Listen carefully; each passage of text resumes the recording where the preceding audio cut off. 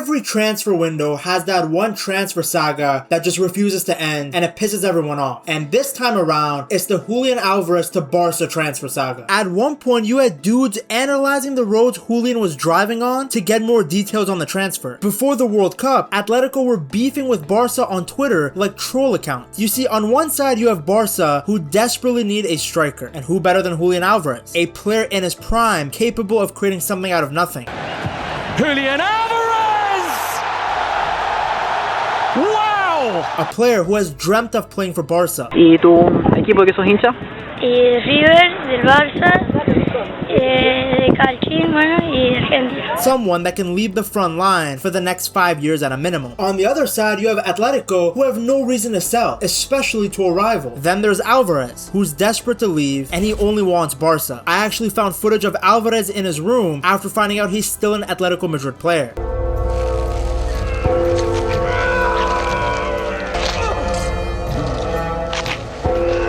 Somehow, after an entire summer of rumors, negotiations, and constant updates, we still don't know how this is gonna end.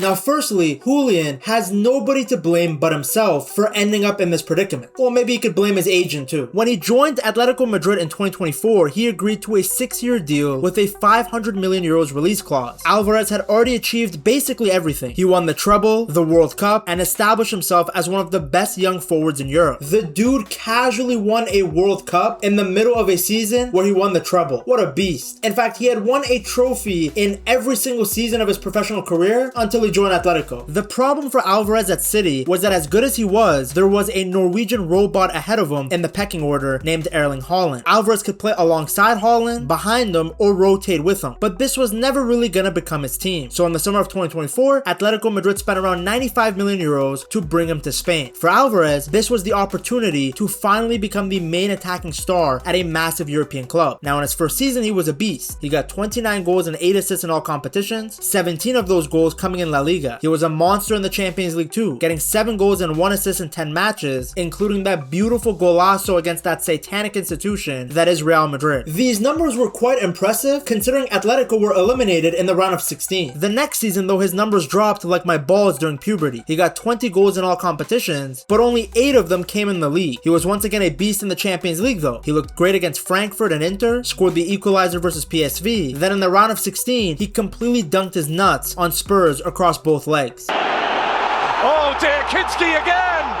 A searing run through the middle from Alvarez, who has his second and Atleti's fifth. Is Julián Álvarez! What a fabulous finish that is! He even scored against the club that he wants to join in the quarterfinals. The problem was that Atletico as a whole were not good. There were so many times where it felt like Atletico were just passing it around, waiting for Alvarez to be open and praying he could bang in a long shot. They were pretending like he was Steph Curry in basketball, as if the shots from outside the box counted as 3 goals. On top of that, when you play as a striker for Simeone, not only do you have to score goals, but you have to defend a lot. In the past few seasons, Atletico have definitely played more attacking football, but still in big games, these guys are going to defend deep, which means Alvarez naturally gets less attacking opportunities. There were games where Alvarez was spending way more time tracking runners and helping Atletico defend than actually operating around the penalty area. Now, as I showed you guys earlier, he still put up some great numbers, but I don't think this is what he had in mind when he left Manchester City. He left City because he wanted more playing time, more freedom, and a bigger attacking role. He didn't want to be holding hands with Koke in midfield, defending with everyone behind the ball. Now, if Atletico were winning with this style, he would probably be fine. But these guys going trophyless again made the frustration start building even more. Hilarious, by the way. They were so happy that they eliminated Barça from 2 different competitions that they treated it like they had already won the title. And that ended up being their only achievement in the 2025-2026 season. What a trophy. By February of 2026, things had apparently reached the point where Alvarez and his representatives sat down with Atletico. And according to reports, Alvarez made his feelings clear that he wasn't completely happy with his role and wanted the possibility of leaving that summer. summer. Atletico reportedly gave him an understanding. They told him to stay professional, finish the season, and if a major European club comes in with a reasonable offer during the summer, they'll work with him on a transfer. Well, in April, reports came out suggesting that Arsenal, Barcelona, and the croissant-loving PSG people were all interested in Alvarez. Simeone had confirmed that at a press conference ahead of Atletico's Champions League semi-final first leg against Arsenal. Then Sky Sports News reported that Alvarez's preference was a move to Barça, but Atletico naturally didn't want to sell him. By May, reports came out claiming that Barça were preparing to make Julian Álvarez their next major signing, just as Anthony Gordon had arrived in Catalonia to complete his move. Atletico Madrid were absolutely furious. They publicly accused Barcelona of spreading fake news and running a smear campaign designed to put pressure on Atletico and help force through the Alvarez transfer. This is when the Atletico Madrid social media intern went crazy. They started posting fake transfer rumors of their own involving Barcelona players. They edited Rafinha into an Atletico shirt alongside the message, "Don't believe everything you see, especially if it's related to Barca." For Yamal, they announced a completely made-up offer for him of Bad Bunny concert tickets, an annual subscription to ABC, and a bag of sunflower seeds. This is what I was expecting teams to pay for Araujo. Now, Atletico Madrid thought they had the last laugh until the World Cup. After Argentina's group stage win over Austria and Dallas, Alvarez was asked about his future, and instead of giving some PR answer, Alvarez confirmed that he wanted out. He said that he had already spoken with the people he needed to speak with at Atletico and believed a transfer was the best solution for everyone so he could fulfill his dream. And everyone knew what that dream was. It was Barcelona. Yo hablé con la verdad con la gente del club, con los que tenía que hablar y...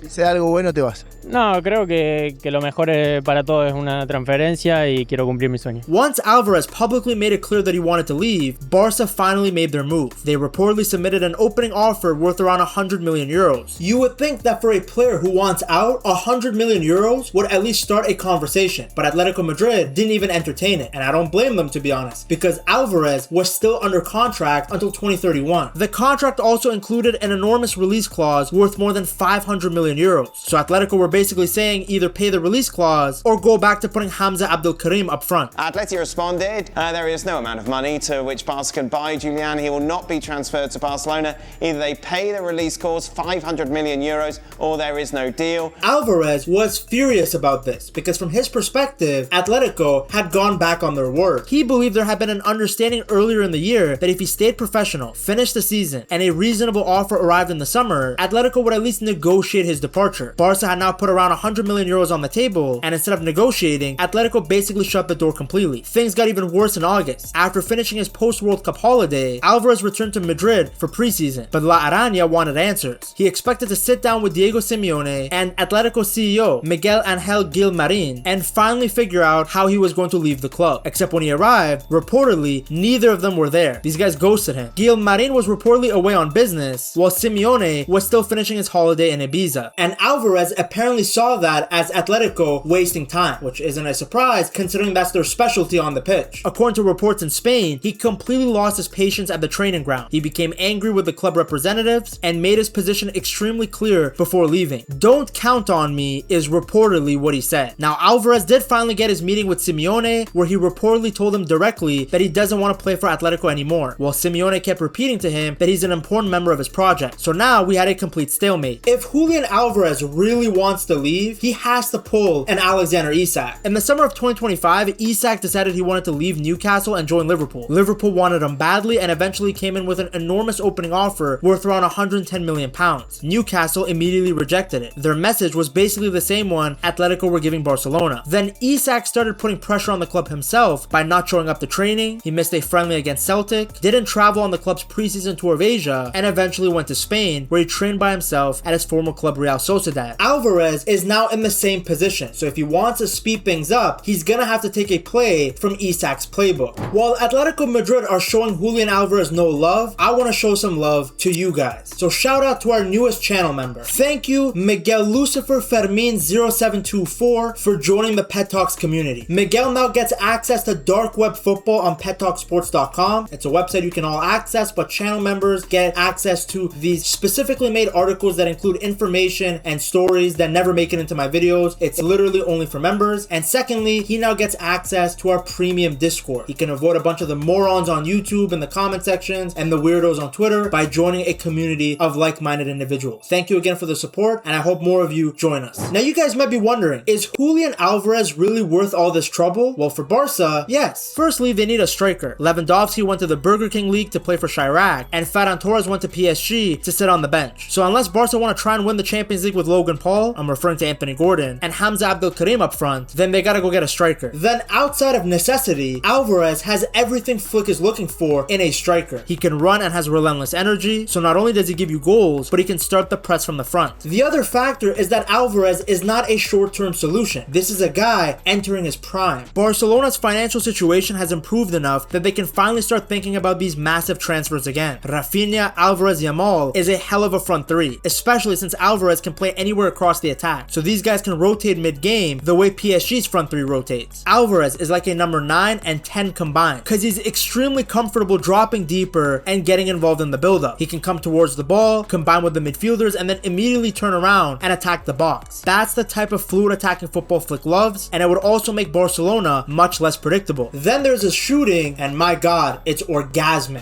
That was a beauty. Oh, and Alvarez makes the absolute most of it. Brings in Alvarez. Oh, that's magnificent. Alvarez, beautiful. He's paying back the huge transfer fee with a dividend of goals, his 12th of the season. Give him space around the edge of the box and he's lethal. He can also score free kicks. He can bang in a long shot from distance on either foot. And Alvarez has already proven that he can handle pressure. I mean, the guy won a World Cup, a Copa America, the Champions League, the Premier League. At Manchester City, when Haaland wasn't available, Alvarez could step into the team and City barely had to change anything. He scored against Real Madrid in the Champions League semi-finals. He scored twice in the Club World Cup final. This is a player who has already won basically everything, has performed in completely different tactical systems, and he wants Barcelona. Now, some of you will argue that, hey, Ped, this is a nice glazed video, but is a guy who only scored single-digit goals in the 2026 La Liga season really worth 100+ million euros? Firstly, he didn't get much service. He registered just 92 touches in the opposition penalty area across the entire La Liga season. The other factor is the guy was playing everywhere. One week he was a number 9, other times he was a second striker, then suddenly he's out on the left helping defend against the opposition fullback. There were even situations where he was dropping so deep that he basically looked like another midfielder. Yes, it was a disappointing La Liga campaign, but the year before, he was incredible in the league. And then even in the season that he did poorly in La Liga, he was a monster in the Champions League. In the Champions League, teams were much more willing to attack Atletico, so there was more space for Alvarez to run into and do his thing. Simeone's sides also tend to play better in knockout football than in the league. So now imagine Alvarez receiving better service from the likes of Pedri, Yamal, Anthony Gordon. His numbers will explode. I mean, if Ferran Torres can regularly get double-digit goals in the system, then Alvarez should be able to do it with a blindfold on, which is basically what Ferran Torres played with. With Alvarez, even on a bad attacking night, he's still contributing somewhere. He's pressing, he's creating space, he's making runs, so he doesn't have to score every single game to help the team win. The other important factor is that he can create something out of nothing even when he's playing bad. I mean, we saw that at the World Cup. He entered the tournament dealing with an ankle problem, so Scaloni had to manage his minutes early on. But as Alvarez got healthier, his role started increasing, and eventually he worked his way back into the starting lineup. Now, he didn't play well at all, to be honest with you, and yet he still pulled this out in the quarterfinals. Julián Álvarez! Wow! Like any signing, this would be a gamble, but you look at his qualities, you look at what Flick can do, and the players that would be around Alvarez, and it's hard not to see him succeed. Like I said earlier, Ferran Torres and Marcus Rashford are much worse players, and they had great goals and assist numbers in Hansi Flick's system. So imagine what La Araña can do in that environment. So I understand people's concerns about his form, his struggles with low blocks at Atletico, especially in the league, but this is a guy who helped Messi win the World Cup as the starting striker. This is a player who helped City win the Champions League and 2 Premier League titles. It's hard not to believe in him. If you enjoyed this video, I'm sure you will love this one too. Check it out right here.